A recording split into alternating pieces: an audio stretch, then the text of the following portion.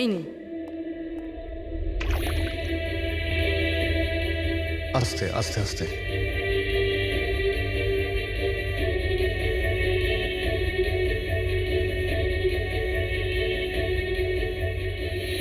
মদন বাবু, আপনি ঠিক আছেন তো? কেন, কি হয়েছে আপনার? কেউ আছে যে আমাকে প্রাণে মারতে চায়? কে? ও আমার আশেপাশেই আছে। আমাকে কখনো একলা ছাড়ে না। হয়তো এখনো আমাকে দেখছে, শুনছে। দেখুন মদন বাবু, একদম চিন্তা করবেন না, আপনার কিচ্ছু হবে না, আমরা আছি না? মদনবাবু, আপনি কার কথা বলছেন? কে কে আপনাকে বিরক্ত করছে? পুতুল, কাঠের পুতুল। কাঠের পুতুল? হ্যাঁ, না মানে ওটা ওরকম নয়, যারা কথা বলতে পারে না, অন্যের ইশারায় নাচে। এই কাঠপুতুলগুলো কথা বলে, কথা বলতে পারে, নিজেরা চলে চলে ফিরে বেড়ায়।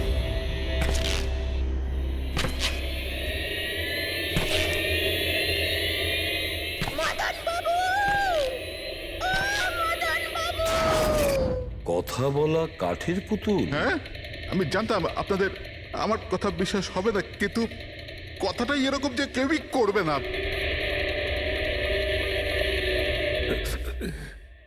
স্যার, আপনি এরকম কোনো পুতুলের ব্যাপারে শুনেছেন কখনো? না, জানেন কিছুদিন আগে আমার সাথে কি হয়েছিল?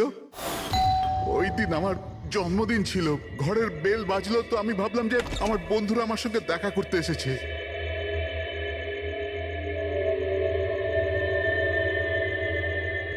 এত রাত্রে কে বেল বাজালো? অদ্ভুত তো।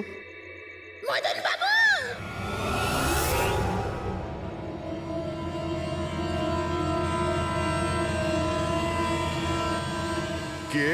দেখতে পাচ্ছেন না? আমি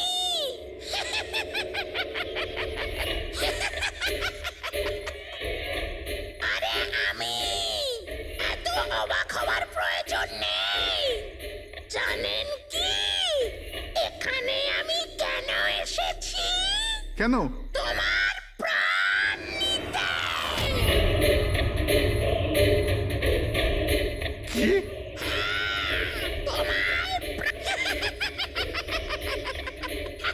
রবি, কবিতা, তাড়াতাড়ি এদিকে আসো। কি হয়েছে দাদা? কে? এ এ পুতুলটা এটা বলছে যে এ আমার প্রাণ নিয়ে নেবে। কি? হ্যাঁ দাদা, এটা একটা নির্জীব পুতুল, হ্যাঁ, ওটাই তো। তো এটা আপনার প্রাণ কি করে নেবে? দাদা, তুমি আমাদের সাথে মজা করছো? হ্যাঁ, না, তোমরা কি বলছো? রবি, আমি এরকম অদ্ভুত মজা কেন করব, তাও আজকের দিনে? আরে আমি নিজে শুনেছি যে ও বলল যে ও মেরে ফেলবে এক আমাকে। মিনিট, আমি দেখছি। কি? আস্তে আস্তে রবি। শান্ত হন।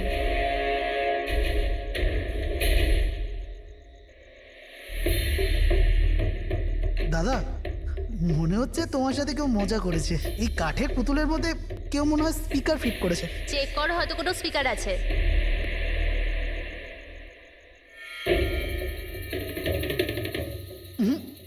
না, এখানে তো কিছু নেই।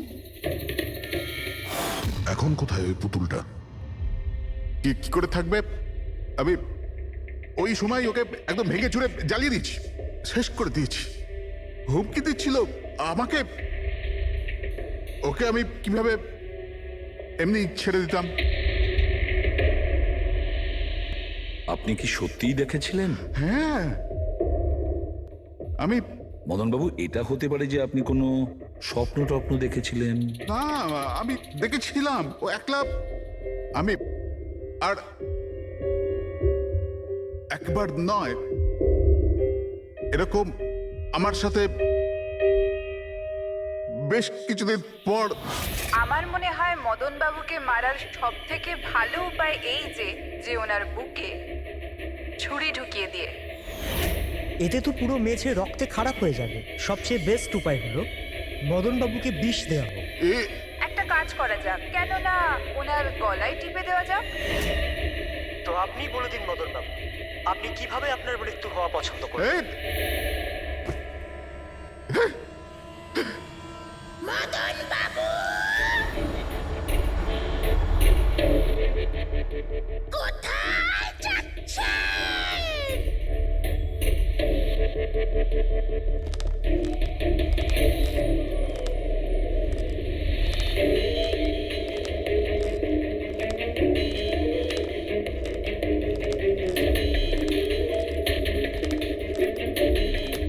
বলুন মদন বাবু।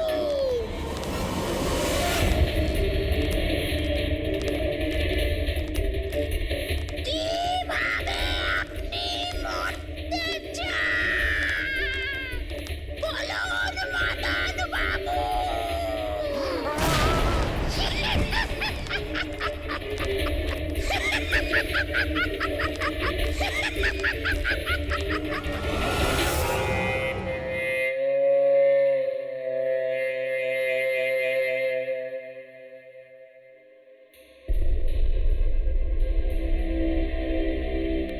সত্যি মদনবাবুর প্রাণ সত্যিই সংশয় ছিল। উনি সত্যিই বলছিলেন, কোনো ভ্রম ছিল না। এর মানে স্যার মদনবাবুর খুন এই পুতুলটা করেছে? কি যে বাজে কথা বলো না। পুতুল আবার খুন করতে পারে নাকি? তাহলে স্যার খুনটা করলো কে? সেই ফেডরিক, যে কাঠের পুতুলের খেলাটা ভালো করে জানে। যখন আমরা এখানে এসেছিলাম তখন এই পুতুলটার হাতে এই ছুরি ছিল। সমস্ত প্রমাণ তো এর দিকেই আঙুল তুলছে। তাহলে খুন এই করেছে। দাদা, দাদা, প্লিজ প্লিজ দাদা। স্যার, এই পুতুলটা খুন করেনি। এক মিনিট, আপনারা কে? স্যার, আমি কবিতা, ওনার স্ত্রী। আর ইনি মদন দা, ওনার বড় ভাই। উনি হলো রবি। তাহলে আপনারা এতক্ষণ কোথায় ছিলেন, কি করছিলেন? স্যার, আজ আমাদের ম্যারেজ অ্যানিভার্সারি, সেজন্য আমরা বাইরে ডিনার করতে গেছিলাম। আমরা মদন দাকেও বলেছিলাম সাথে যেতে, কিন্তু উনি বারণ করে দিলেন। আর এইসব। আপনি বলছেন যে মদনবাবুর খুন এই পুতুল করেনি? হ্যাঁ স্যার, এই পুতুলটা খুন করেনি। আপনি কি জানেন খুনিকে? আমার পুরো বিশ্বাস ওনার খুন সাদুল করেছে। উনি উনি ওনার উপর বদলা নিতে চেয়েছিলেন। আচ্ছা, যার কথা বলছেন সে কে? কিসের প্রতিশোধ নিতে চাইছে? সাদুল একজন ভেন্টাকলিস্টার ভয়েস ওভার আর্টিস্ট ছিল। মদনদা আর রবির বড়দা অঙ্কুশদার ছোটবেলার বন্ধু। অঙ্কুশদা ছোটবেলা থেকেই সাদুলকে খুব ভালোবাসতো। যখন উনি দেখলেন সাদুল জীবনে কত ঠোকর খাচ্ছেন, তো 5 বছর আগে উনি নিজের বাড়িটা সাদুলকে দিয়ে দিলেন, যাতে উনি ওনার থিয়েটার গ্রুপ চালাতে পারেন। যদি ওরা কোনোদিন অঙ্কুশদাকে ভাড়ার টাকা দিতে পারেনি, কিন্তু অঙ্কুশদার এই নিয়ে কোনোদিনই কোনো দুশ্চিন্তা হয়নি, কারণ উনি জানতেন যে এই কলাতে অত পয়সা পাওয়া যায় না। সাদুল আর ওনার স্টুডেন্টরা অঙ্কুশদার বাড়ি থেকেই নিজেদের ভেন্ট্রালোকুইজমের প্র্যাকটিস করতো। পুতুল দিয়ে কথা বলানো এই শিল্পের ঘন্টার পর ঘন্টা বসে রিহার্সাল করতো। তাহলে একটা কথা তোমরা ভালো করে বুঝে নাও, ভেন্ট্রিলোকিজম এই শিল্পটা সহজ নয়, কিন্তু এটা আবার এতটাও মুশকিল নয়। এই শিল্পটা করার যে পদ্ধতি এটার নামেই লুকিয়ে আছে। ভেন্ট্রিলোকিজম একটা ল্যাটিন শব্দ, যাতে ভেন্টারের মানে হচ্ছে পেট আর লোকি মানে হচ্ছে বলো। তাহলে ভেন্ট্রিলোকিজমের অর্থ পেট দিয়ে বলো। যেমন, হ্যালো বরুণ, কেমন আছো? তারপর একদিন অঙ্কুশদা মারা গেলেন, আর সব কিছু বদলে গেল। কারা? আরে আরে আরে আপনারা কি আরে করছেন? আরে কি হলো? আপনারা কে? আরে কি করছেন? কি করছেন? আপনারা কারা? কি হয়েছে? এই কি অসভ্যতা? আরে আপনারা চাইছেনটা কি? আরে রবি, বলবান, কি হচ্ছে এখানে? কি হচ্ছে? এই যে এতদিন ধরে তোমরা বিনা পয়সার ফুটনি মারছিলে না, আজ থেকে বন্ধ হয়ে গেল। আমি এখানে কোনো ধর্মশালা খুলে রাখিনি। কিন্তু বলবন্ত, অঙ্কুশ তো বলেছিল যে কে অঙ্কুশ? যে মরে গেছে, যে আর বেঁচে নেই, পৃথিবীতে আর নেই। এতদিন পর্যন্ত ওর পদ্ধতিতে চলেছো, আজ থেকে আমার পদ্ধতিতে চলতে হবে। বুঝতে পেরেছো? চলো জায়গা ফাঁকা করো। রবি, বোঝাও তোমার দাদাকে। ও কি বোঝাবে আমাকে? আমি বুঝতে পারি তো সবকিছু। আর যদি এখানে থাকতেই হয় তো ভাড়া দিতে হবে। ভাড়া? হ্যাঁ, ভাড়া। কত ভাড়া দিতে হবে আমাদের? 4 লাখ। 4 লাখ? 4 লাখ টাকা তো আমাদের কাছে নেই। নেই যখন তখন খালি করো, না হলে আমি পুলিশকে ডেকে তোমাদের সবাইকে জেলে পাঠিয়ে দেবো। আর ওখানে থাকবার জন্য কোনো ভাড়াও দিতে হবে না। বলবন্ত, আমাদের কিছুটা সময় দাও। তাড়াতাড়ি আমরা কোথায় যাব? সময় টময় কিছু পাওয়া যাবে না। অনেক দেখেছি, অনেক হয়েছে তোমাদের তামাশা। চলো স্যার স্যার, চলো। এরকম করবেন না প্লিজ স্যার, প্লিজ স্যার, এরকম করবেন না আর স্যার, এক please। মিনিট, যতদিন না তোমরা আজ পর্যন্ত ওর ভাড়া দিচ্ছ, এই যে তোমাদের জিনিসপত্র পড়ে আছে না, আর এগুলো কি, এই কাঠপুতুলগুলো, এগুলো সব আমার কাছে থাকবে। কিন্তু তুমি এই সমস্ত জিনিস নিয়ে নিলে আমরা ভাড়া কি করে দেব? ওসব আমি জানি না। স্যার এরকম করবেন না স্যার, আমরা আপনার সব টাকা মিটিয়ে দেবো স্যার, প্লিজ। স্যার, আপনার এগুলোকে নিষ্প্রাণ কাঠের পুতুল মনে হয়, কিন্তু আমাদের কাছে এগুলো প্রাণের সমান। ও ভাই ট্র্যাজেডি কিং, তোমার এই যে সব মেলোড্রামা আছে না, এগুলো আমার দাদা অঙ্কুশের সাথেই চলতো, আমার সাথে নয়। আর এই যে কি এ 4 লাখ টাকা রোজগার করে দেবে এই কাঠপুতুলগুলো। আরে 4 লাখ কি, 4,400 টাকাও রোজগার করে দিতে পারবেন এই কাঠপুতুলগুলো। জানো কেন? কারণ এই শিল্প শেষ হয়ে গেছে, জিরো। এই যে তোমাদের গুরু আছে না সাদুল, ওরই মতো কোনো কাজের নয়, লুজার, একজন লুজারও, বুঝলে? বেরো বেরো, এই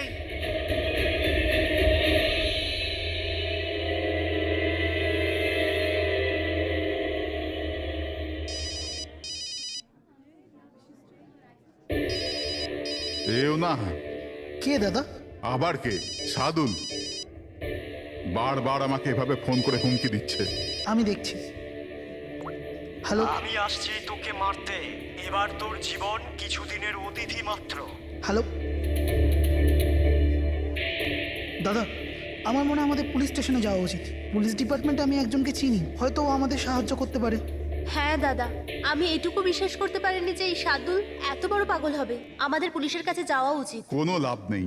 এই সাদুল নিজের মোবাইল থেকে ফোন করছে না, কোনো ল্যান্ডলাইন নাম্বার থেকে করছে। Landline number? আমি খোঁজ নিচ্ছি নাম্বারটা কোথাকার। কি? এটা কি বলছো তুমি? হ্যাঁ, ঠিক বলছি। এই নাম্বার এই হসপিটালের মর্গ রুমের। সাদুল আমাকে হসপিটালের মর্গের রুম থেকে কেন ফোন করবে? এই নাম্বার থেকে এনাদের কাছে ফোনে হুমকি দিচ্ছে। কাল রাত আর আজ সকালেও দিয়েছে। টানা 3 দিন ধরে আসছে। কে করছে এই কল?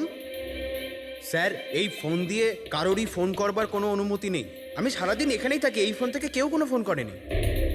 তাহলে তুমি নিশ্চয়ই কল করেছো। স্যার, আমি কেন ফোন করব? আমি তো আপনাদের চিনিও না। হ্যাঁ, হতে পারে তুমি সাদুলের কথা করেছো। কি নাম বললেন আপনি? সাদুল। সাদুল? এই যে এ হলো সাদুল, চেনো তুমি একে? এ আপনাদের কি করে কল করবে? কেন করতে পারবে না কল?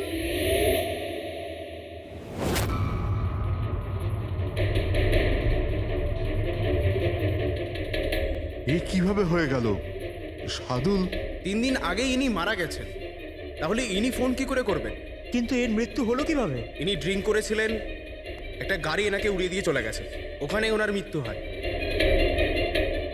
যদি ও এখানে মরে পড়ে আছে তো আমাকে হুমকি দিয়ে ফোন কে করছে?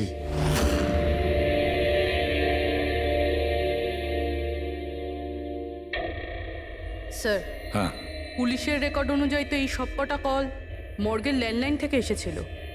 কিন্তু মর্গেন ল্যান্ডলাইন তো কেউ ইউজই করে না, তাহলে সব কি করে? পুরবি ভালো করে চেক করো, দেখো ব্যাপারটা কি। মনে হচ্ছে ব্যাপারটা গোলমেলে। স্যার, হ্যাঁ, উনি কিচ্ছু জানতে পারবেন না, আপনি এরকম কেন বলছেন? কারণ সিআইডি স্যার জীবিত লোকেদের ধরতে পারে, আত্মাদের নয়। আর আমি জানি এটা সাদুলের আত্মাই করেছে। দেখুন, এই আত্মা বলে কিছুই হয় না। আর আপনি একজন এডুকেটেড পার্সন হয়ে এইসব বলছেন? আপনিও তো পড়াশুনো জানা, আপনি বলুন না, একটা লাশ মর্গ থেকে ফোন কি করে করতে পারে? কি করে ওই মদনদার সাথে ওই পুতুলটা কথা বলতে পারে? স্যার, তাদের এটা নর্মাল মনে হচ্ছে। আপনারাও এমন কিছু ফিল করেছেন যেটা মদনবাবু করেছিলেন? হ্যাঁ স্যার। না, বাঁচাও, আমি তোমাদের ছাড়বো না। তোমরা খুব বিরক্ত করছো আমাকে। তোমাদের সবাইকে মেরে ফেলবো আমি, ছাড়বো না। দাদা, সরে যাও। না, দাদা কি হলো? এদিকে আসবে না। আরে কিন্তু দাদা, এটা কি করছো তুমি? দাদা কি? কাঠপুতুল আছে এখানে, সরে থাকো। কাঠের পুতুল? আমাকে মারতে এসেছে, আমি বলেছিলাম না। দাদা এক মিনিট দাদা, এটা কি করছো তুমি? রবি, এই এই আওয়াজটা ওপর থেকে আসছে। কিন্তু উপরে তো কিছুই নেই, পুরো তো স্টোর রুম আছে আর একটা বন্ধ ঘর আছে। Store room? হ্যাঁ, ওই স্টোর রুমের মধ্যেই তো আমি সমস্ত কাঠপুতুলগুলো একটা বড় বাক্সের মধ্যে তালা লাগিয়ে বন্ধ করে রেখেছি। কাঠের পুতুল? ওগুলো সব বাইরে চলে এসছে কিভাবে? কি?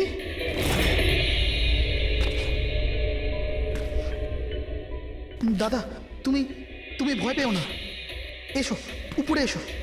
রবি, কিন্তু চলো আস্তে আস্তে সামলে।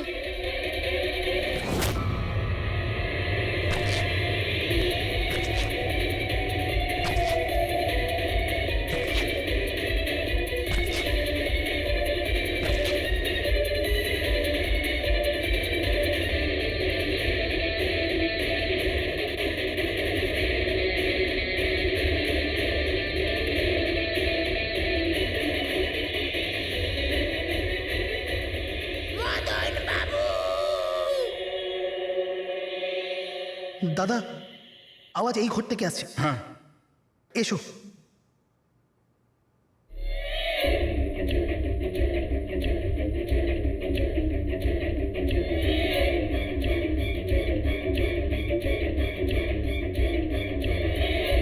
মদন বাবু,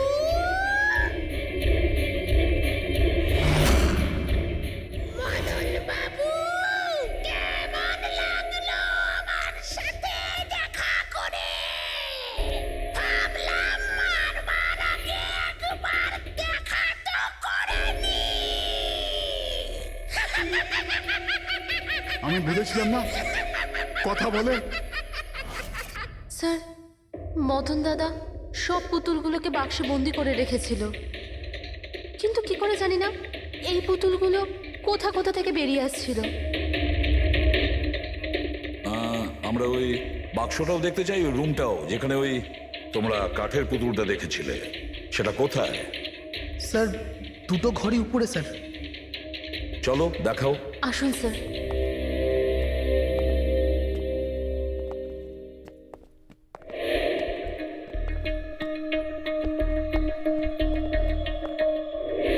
স্যার, পায়ের আওয়াজটা আমরা করিডোরে শুনেছিলাম, আর ওই পুতুলটা আমরা এখানে এখানে দেখেছিলাম স্যার।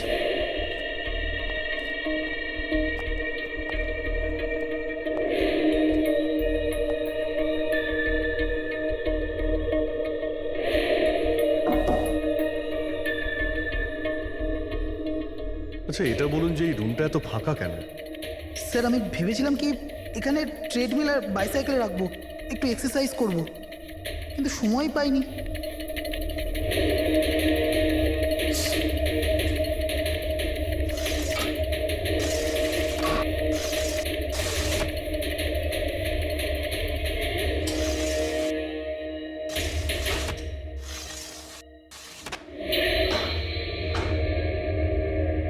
স্যার এটা তো বন্ধই হচ্ছে না।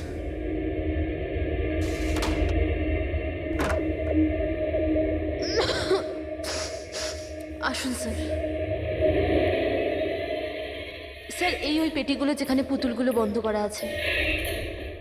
একটু লাইটটা অন করবেন। হ্যাঁ।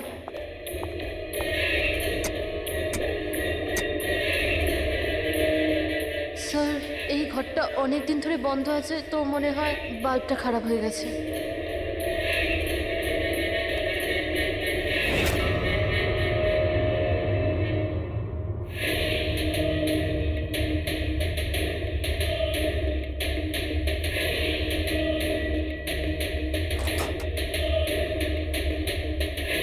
স্যার প্রত্যেকটা বক্সে তালা লাগানো আছে।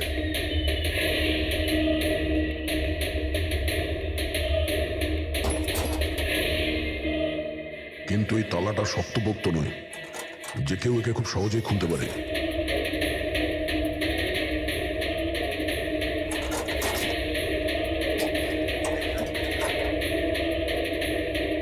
এতগুলো পুতুল,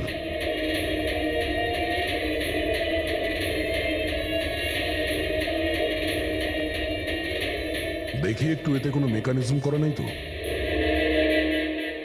স্যার আমি আপনাকে বলছি তো, এরা কথা বলে না। স্যার নিশ্চয়ই সাদুলের আত্মা এসে এদের কথা বলায়। ভেতরে কোনো মেকানিজম কিন্তু কোনো স্পিকার তো নেই যার থেকে আওয়াজ আসবে। স্যার উনি কিন্তু ঠিক কথাই বলছেন, না তো কোনো মেকানিজম আছে না কোনো স্পিকার। কিন্তু তাহলে এই পুতুলগুলো কথা বলে কি করে?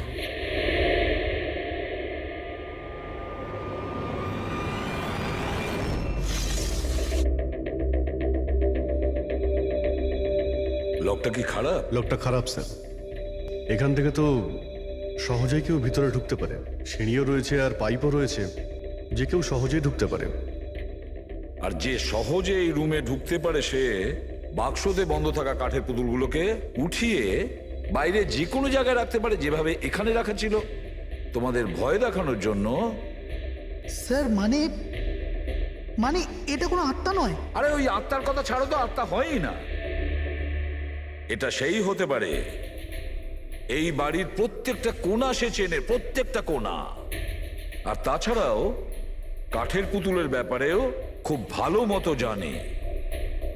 আর এরা হতে পারে সাদুলের স্টুডেন্ট। সাদুলের স্টুডেন্ট।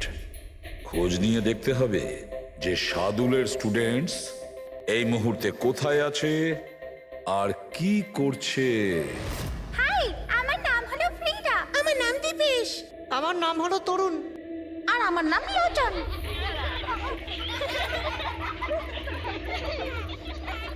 আজ আমি তোমাদের একটা দারুণ গল্প শোনাতে চলেছি।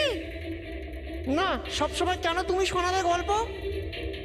আরে তুই তো আপত্তি কিসের? হ্যাঁ হ্যাঁ ফ্রিডা, তোমার সবসময় ভালো রোল প্রয়োজন পড়ে। হ্যাঁ দীপেশ, তুমি একদম ঠিক বলেছো। পরিশ্রম আমরা করি আর ফেমাস তুমি হয়ে যাও। তোমার পুতুলও তো সেই কথাই বলছে। স্যার বুঝতে পারছি না স্যার, এটা এই পুতুলগুলো কথা বলছে কি করে? আরে পঙ্কজ, এটা একটা আর্ট, ভয়েস চেঞ্জ করার আর্ট। এটাকে বলে ভেন্ট্রিকুলিজম। একদম। কথা তো এরাই বলছে, কিন্তু মনে হয় যেন এই আওয়াজ পুতুলের মুখ থেকে বেরোচ্ছে। কিন্তু স্যার এরা কোথায় কথা বলছে আপনি দেখুন না, এদের তো ঠোঁটটা পর্যন্ত বন্ধ। দেখো আমি বলছি আমি বেস্ট। এটাই তো শিল্প পঙ্কজ, মুখ না খুলে এত পরিষ্কার কথা বলা। আওয়াজ এখানে এই পেট থেকে বেরোয়। ওই আত্মাও এদের মতো শিল্পীরই তৈরি করা। ওই পুতুলগুলো এই আর্টের দ্বারাই মদনবাবুর সঙ্গে কথা বলে, আর ওই নিউজ রিডারও। কিন্তু স্যার এরা তো পুতুলগুলোকে হাত দিয়ে নাড়াচ্ছে স্যার। হ্যাঁ, এরকমই তো হয় পাপেট শুয়ে। কিন্তু মদন বাবু ওই পুতুলটা দেখেছিল স্যার, ওটাতে কেউ হাত দিয়ে নাড়াচ্ছিল না আর না কথা বলছিল এভাবে। হ্যাঁ ঠিক আছে, হতে পারে কোনো মেকানিজম ফিট করেছিল ওই পুতুলে, যেটা কোনো রিমোট কন্ট্রোল দিয়ে অপারেট করা হতো। স্যার কিন্তু রবি বলছিল যে ওর ভেতর কিচ্ছু নেই, কিচ্ছু নেই। সাউন্ড মেকানিজম ছিল না, কিন্তু ওর মাথার ভেতরে কোনো মেকানিজম ছিল যার কারণে ওর মাথা আর মুখটা নড়তো, যেটা হতে পারে রবি দেখেনি। এইরকম পুতুল তৈরি করা শার্দুল বা ওর কোনো স্টুডেন্টেরই কাজ হতে পারে। যে মদনবাবুর বাড়ির কোনা কোনা চেনে, এরা জানতে পারে ওই জানলার ব্যাপারে যার লকটা ভাঙা ছিল। বাড়িতে ঢুকে প্রত্যেক জায়গায় পুতুল বসানো আর ওদের দিয়ে কথা বলা তো এদের বাঁ হাতের কাজ। কিন্তু স্যার, মর্গ থেকে এরা কল কি করে করলো? স্যার, হ্যাঁ, স্যার স্যার জানতে পেরে গেছি যে মর্গ রুমের ফোনগুলো কিভাবে আসছে। কিভাবে? স্যার, এর জন্য স্কুফিং সফটওয়্যার ব্যবহার করা হয়েছে। স্কুফিং সফটওয়্যার? সেটা আবার কি? স্যার, এক্ষুনি বলছি।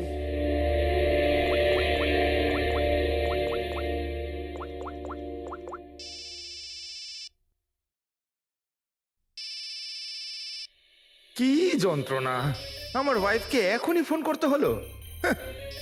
হ্যাঁ স্যার, আমি কারেন্টের বিলটা দিতে না আবার ভুলে গেছি। মনে হয় লাইনটা কেটে দিয়ে গেছে। আমাকে বকবে বলেই ফোনটা করেছে। ফোনটা তোলা ঠিক হবে? ধরো, যাও তাড়াতাড়ি কথা বলে নাও।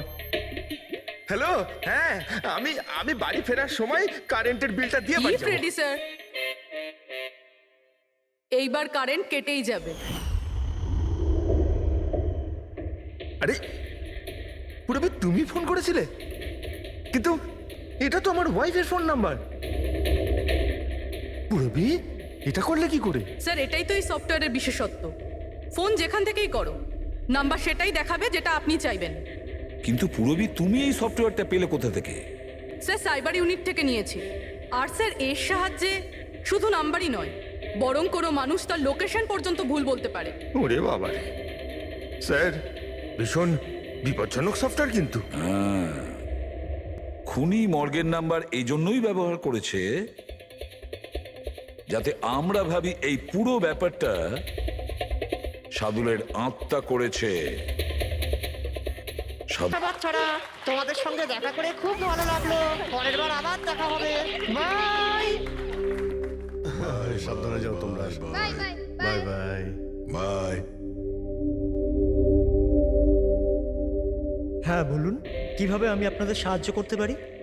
হ্যাঁ, তোমরা সাহায্য না করলে আর কে করবে? আসলে আমরা এটাই জানতে চাই যে মদনবাবুকে ভয় দেখানোর প্ল্যান তোমাদের মধ্যে কে করেছিল? আমরা ঠিক বুঝলাম না। আচ্ছা, তোমরা কিছু বুঝতে পারলে না? হ্যাঁ, না স্যার, আমি বুঝতে পারলাম না। আমি নির্দোষ। খুব হাসি পেল। হ্যাঁ, একটা লোক মারা গেছে আর তোমাদের সবার হাসি পাচ্ছে। মৃত্যু? কার মৃত্যু? মদন বাবুর খুন হয়েছে ওনার। সিআইডি থেকে আসছি আমরা। সিআইডি? হ্যাঁ, সিআইডি। আর আমাদের সন্দেহের তালিকায় তোমরা সবাই আছো। কাল তোমরা কোথায় ছিলে? কাল আমি আমার বন্ধু শালিনীর বাড়িতে ছিলাম। ওর বাড়ির লোকদের জিজ্ঞেস করতে পারেন। আর তুমি তুমি কোথায় ছিলে? স্যার, আমরা লোচন আর আমি একটা শোয়ের জন্য গিয়েছিলাম পুনেতে। আজ সকালে ফিরেছি। পুনা? কিসে গিয়েছিলে পুনায়? ক্যাব বুক করে। আমার কাছে ইনফরমেশন আছে, আপনি চাইলে দেখতে পারেন। এই দেখুন। কি ব্যাপার, এত ঘামছো কেন তুমি? হ্যাঁ, কাল রাতে তুমি কোথায় ছিলে? স্যার, ওই আমি বলছি, তুমি কাল রাতে মদনবাবুর বাড়িতে ছিলে কিনা? হ্যাঁ হ্যাঁ, ছিলাম ওখানে। কিন্তু আমি কাউকে মারিনি। তাহলে ওখানে কি করতে গিয়েছিলে? হ্যাঁ স্যার, আমি তো শুধু মদনকে শিক্ষা দিতে চেয়েছিলাম। যেটাও সাদুল স্যারের সাথে করেছে, খুব খারাপ করেছে। আর হ্যাঁ, আমাদের মাঝে আজ যে সাদুল স্যার নেই তার একটাই কারণ, সে হচ্ছে মদন। ওনার জন্যই উনি মদ খাওয়া শুরু করেছিলেন আর সময়ের আগেই মারা গেলেন। তোমরা ভেবেছো খুনের বদলা খুন? না না স্যার, আমরা শুধু ওনাকে ভয় দেখাতে চেয়েছিলাম। গৌরবের প্ল্যান ছিল এটা। হ্যাঁ স্যার, গৌরবই কালকে রাতে আমাকে ফোন করে ডাকে, ওই 11:30-12টার আশেপাশে। কিন্তু আমি একটু লেট হয়ে যাই আর 12:30টায় গিয়ে পৌঁছাই।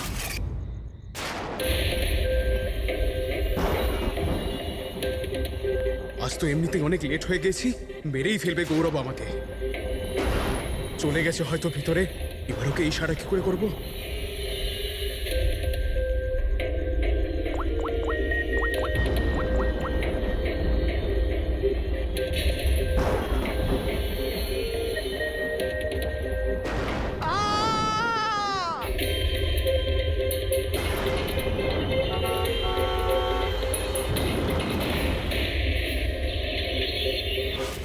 গন্ডগোল তো করেই ফেলেছ। মদনবাবুর খুন হয়ে গেছে। স্যার, আমার এই খুনের সাথে কোনো রকম সম্পর্ক নেই। আর গৌরবের? স্যার, এটা তো গৌরবই বলতে পারবে, তাই না? ঠিক আছে, গৌরবকে ডাকো। কোথায় ও? গৌরব তো এখন গোয়াতে আছে। গোয়া? গোয়াতে কেন? স্যার, এটা জানি না। ওকে কিন্তু বাঁচানোর চেষ্টা করবে না, নাহলে তুমি ফেঁসে যাবে, বুঝেছো? না স্যার, এরকম ব্যাপার নয়। কালকে রাতে যখন ওকে আমি ফোন করি তখন ওর ফোন বন্ধ ছিল। আজকে সকালে মেসেজ আসে আমার কাছে। মেসেজ দেখাও তো। স্যার, কাল রাত্রে যেটা হয়েছিল সেটা হওয়ার কথা নয়। আমি গোয়া পৌঁছে গেছি কিছুদিন গা ঢাকা দেওয়ার জন্য। কিন্তু এ গোয়াতে কখন পৌঁছলো আর কিভাবে? যখন আমরা ক্রাইম সিনে পৌঁছেছিলাম তখন তো ও ওখানে ছিল না।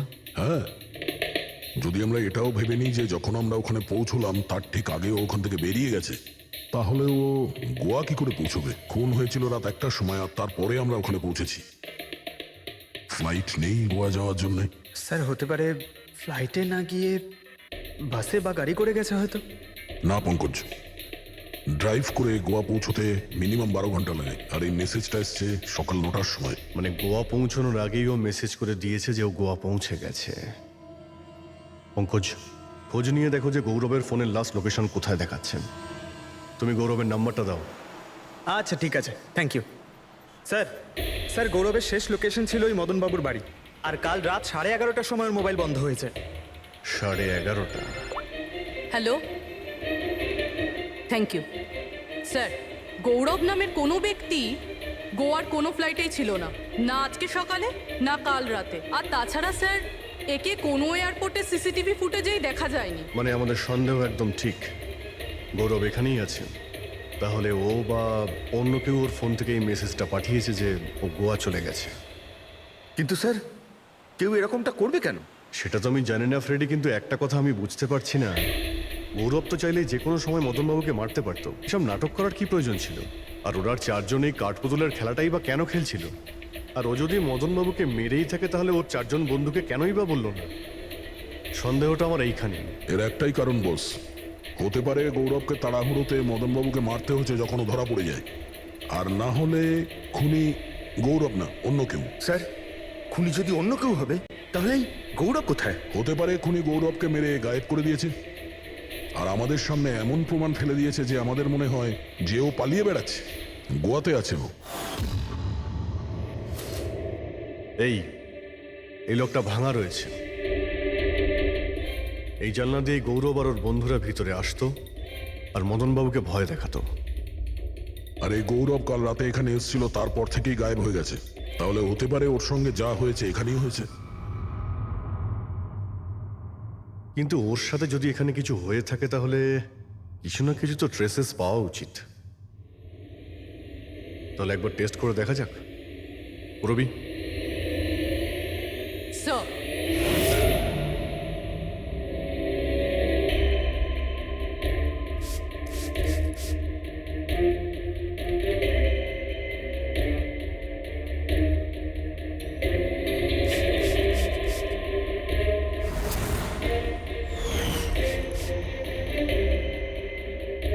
স্যার, আপনার সন্দেহ ঠিক ছিল। এখানে তো রক্ত রয়েছে। ও যখন এই দরজা দিয়ে বাইরে বের হয়েছিল তখনই ওর উপরে কেউ আক্রমণ করে। স্যার, এদিকে তো কোনো চিহ্নই নেই। ওদিকটা দেখো। এই যে স্যার, ওখানেও দেখো।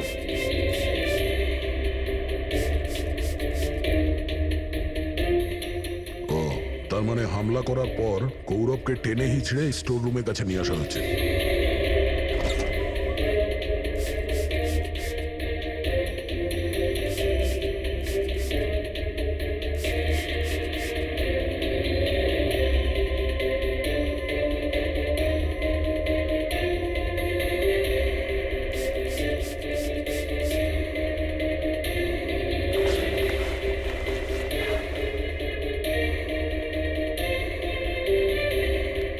রক্তের দাগ তো এতটা অবধি রয়েছে, তার মানে গৌরবকে এখানেই। আর আমরা এখানে এলাম কিন্তু আমরা জানতেই পারলাম না। আর তারপরও গায়েব হয়ে যায়। মনে হচ্ছে এখন বডিটাকে কোথাও পুঁতে দিচ্ছে এই বাড়ির লোকেরা।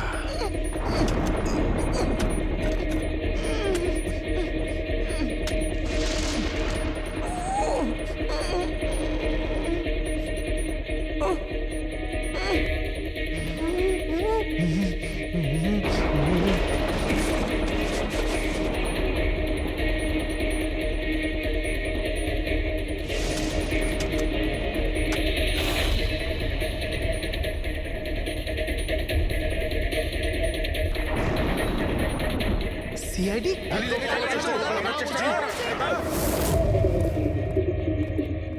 সরে যাও। পিছিয়ে যাও।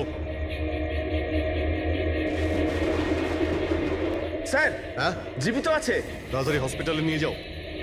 তোমরা কবর দিতে চাইছিল ওকে? হ্যাঁ, কিন্তু আপনি কি করে জানলেন আমরা এখানে? আজকাল মোবাইলের মাধ্যমে আমরা অপরাধীকে ধরে ফেলি।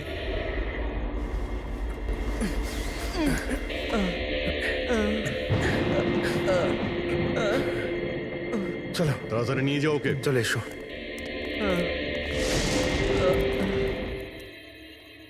ওই স্বার্থপর আর লোভী মানুষটার মরে যাওয়াই ঠিক ছিল। অঙ্কুশদা মারা যাওয়ার পর মদনদা নিজেই সব প্রপার্টি দখল করতে চেয়েছিল। আমরা কি পেতাম? লবণঙ্গা। আমরা এই প্ল্যানটা তখন বানালাম যখন বাড়িতে ওই কাঠপুতুলের ঘটনাগুলো ঘটছিল। আমরা জানতাম স্যার কোনো আত্মা টাত্মার চক্কর নয়। এই জন্যই আমরা এক রাত জাগলাম যাতে এই পুতুলটার রহস্যের পর্দা খুলতে পারি। আর তারপরে তোমরা গৌরবকে ধরে ফেলো। হ্যাঁ,